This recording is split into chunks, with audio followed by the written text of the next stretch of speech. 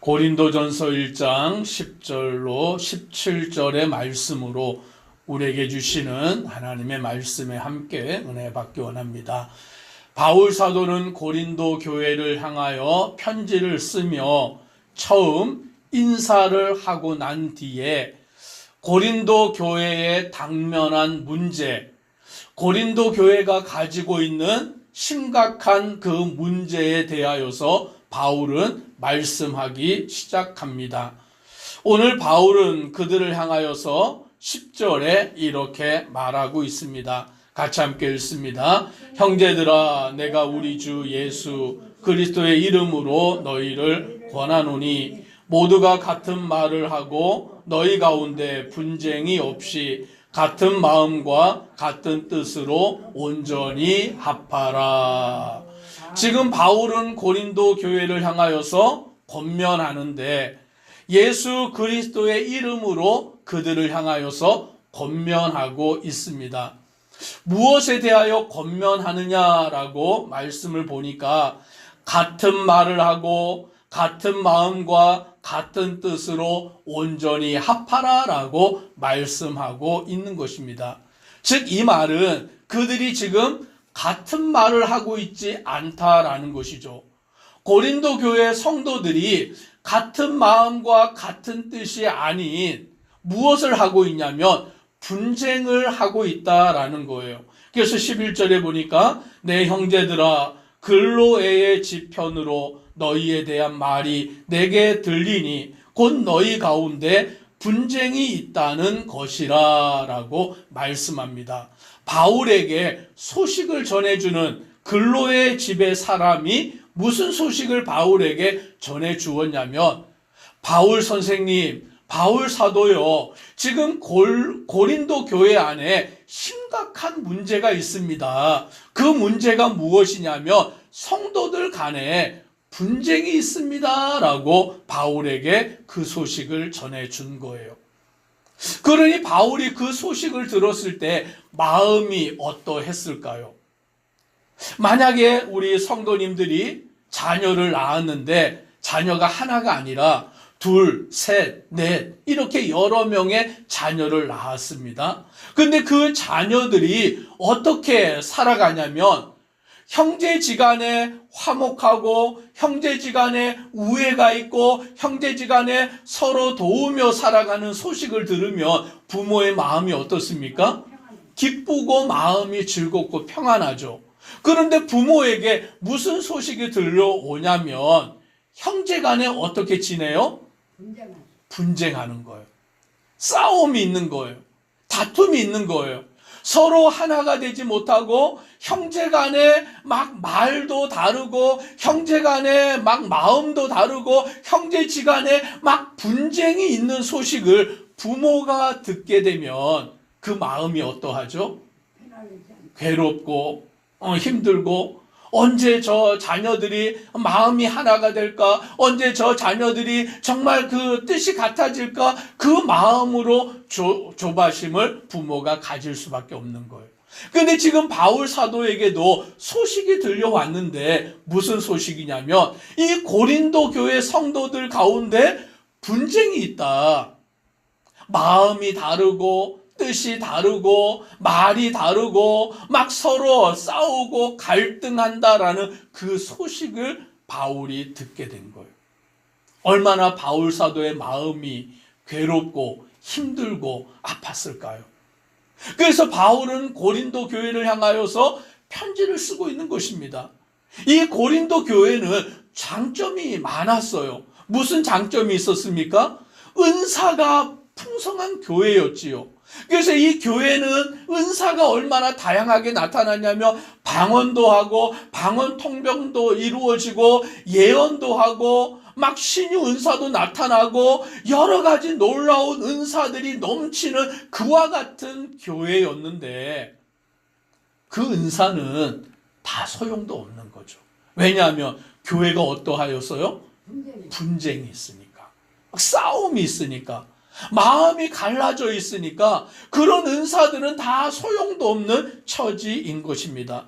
어떤 분쟁이었느냐 12절에 이렇게 말씀합니다. 같이 읽습니다. 내가 이것을 말하거니와 너희가 각각 이르되 나는 바울에게, 나는 아볼로에게, 나는 게바에게, 나는 그리스도에게 속한 자라 한다는 것이니.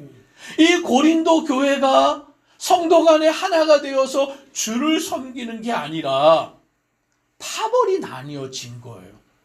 어떤 사람은 나는 바울에게 속했다라고 말하고, 어떤 사람은 나는 아볼로에게 속했다라고 말하고, 어떤 사람은 나는 게바에게 속했다라고 말하고, 어떤 사람은 나는 그리스도에게 속했다라고 말하고 있다라는 거죠. 요즘으로 좀 쉽게 얘기하자면 그런 일이 없어야 되지만 한국 교회에도 그런 문제가 종종 일어납니다. 어떤 문제가 발생하냐면 원로 목사님이 계시는 경우에 어떤 일이 생기냐면 원로 목사님과 그 목사님을 따르는 성도들이 있고 그 후임으로 온 담임 목사님과 그 목사님을 따르는 분들이 있어서 원로 목사파와 담임 목사파에서 교회 안에 파벌이 생겨서 분쟁이 일어나고 싸움이 벌어지는 경우가 있어요. 안타까운 일이죠. 그런데 많은 교회가 그 원로 목사님을 잘 섬기고 원로 목사님도 교회를 사랑하고 그래서 평안한 교회들도 있지만 그런 분쟁으로 인하여서 어려움을 당하고 교회가 찢겨지는 일들이 가끔 있다라는 거예요. 또 어떤 경우가 있냐면 교회 당회 안에서 성도들이 담임 목사파와 장로파로 나뉘어져서 담임 목사를 따르는 성도들과 장로를 따르는 성도들이 나뉘어져 가지고 분쟁이 일어나고 싸움이 일어나고 다툼이 발생하는 경우가 종종 있다라는 거죠. 그래서 교회가 갈라지고 찢겨지는, 그래서 안타까운 것은 예배를 드리는데 어떻게 예배를 드려요? 본당에서는 담임 목사파, 장로파 그런 분들이 예배를 드리고 또 교육관에서는 또 다른 파 이래가지고 한 교회 한 예배당 안에서 장소를 달리해서 막 그렇게 예배를 드리는 경우가 가끔 있다라는 거예요. 가끔 있다라는 거예요. 없습니까? 있습니까? 있다라는 거죠. 그런 일들이 생긴다라는 거죠. 그런데 지금 어느 교회에서요? 고린도 교회 안에서 파당이 나눠져서 바울을 따르는 무리와 아볼로를 따르는 무리와 게바 베드로를 따르는 무리와 그리스도를 따른다고 하는 무리들이 지금 파벌이 나뉘어져서 막 경쟁적으로 그렇게 분쟁이 일어나는 그 문제가 발생했다라는 거예요. 그러니까 바울이 뭐라고 그들을 향하여서 말씀하느냐? 오늘 13절에 이렇게 말씀합니다. 같이 읽습니다. 그리스도께서 어찌 난이 얻느냐? 바울이 너희를 위하여 십자가에 못 박혔으며 바울의 이름으로 너희가 세례를 받았느냐? 아멘. 그리스도께서 어떻게 되었다고요? 그리스도가 어찌 나뉠 수가 있느냐라고 바울이 그들을 향하여서 말하고 있는 거예요. 그리스도가 어찌 나뉘었느냐? 어찌 교회가 나뉘어질 수가 있느냐?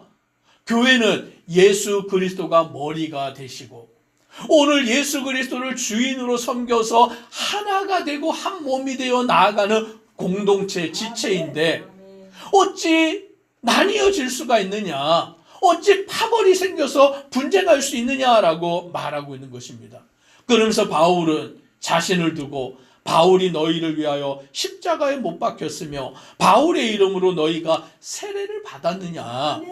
오늘 내가 너희를 위하여 십자가에 죽은 것이 아니라 예수 그리스도께서 우리를 위하여 십자가에 죽으신 것이다. 그래서 우리는 목사파, 장로파가 아니라 바울파, 베드로파가 아니라 오직 예수 그리스도 안에 한 지체가 되어야 되는 줄 믿습니다. 오늘 교회라는 이 공동체는 내가 주인이 아닌 거예요. 목사가 주인이 아니고 장로가 주인이 아니고 교회를 창립한 사람이 주인이 아니고 교회에 그 영향력 있는 사람이 주인이 아니라 오직 예수 그리스도께서 교회의 머리가 되시고 주인이 되시는 줄 믿습니다. 그래서 우리는 주님 안에서 한 몸이 되고 주님 안에서 한 마음이 되고 주님 안에서 한 뜻을 이루어 가야 되는 것이죠. 그래서 바울은 뭐라고 또 그들에게 말하냐면 내가 너희에게 세례를 베풀지 아니하고 그리스도보와 가이오 외에는 너희 중 아무에게도 내가 세례를 베풀지 아니한 것을 감사한다라고 말하는 거예요. 또 16절에도 보니까 내가 또한 스데바나 집 사람에게 세례를 베풀었고 그 외에는 다른 누구에게 세례를 베풀었다는지 알지 못하느니라 라고 말하는 것이에요. 즉 이 말이 무엇입니까? 세례를 베풀면 사람들이 바울에게 세례를 받고는 누구를 따르냐면 예수님을 따르는 게 아니라 세례를 베푼 바울을 따르는 거예요. 베드로에게 세례를 받고는 베드로를 따르고 아볼로에게 세례를 받고는 아볼로를 따르고 그래서 막 분쟁이 일어나니까 바울이 뭐라고 얘기하냐면 내가 이 그리스도보와 가이오 그리고 스데바나 집 사람들 외에는 다른 사람에게 세례를 베풀지 아니한 것 오늘 그것을 내가 오히려 감사한다라고 말할 정도인 것이죠. 즉 우리는 사람을 바라보는 것이 아니라 예수 그리스도만 바라보기를 아멘. 주님의 이름으로 축복합니다. 아멘. 그래서 우리는 주님 안에서 한 마음이 되고 한 뜻이 되어야 하는 것입니다. 바울은 마지막으로 17절에 이렇게 말씀합니다. 같이 읽습니다.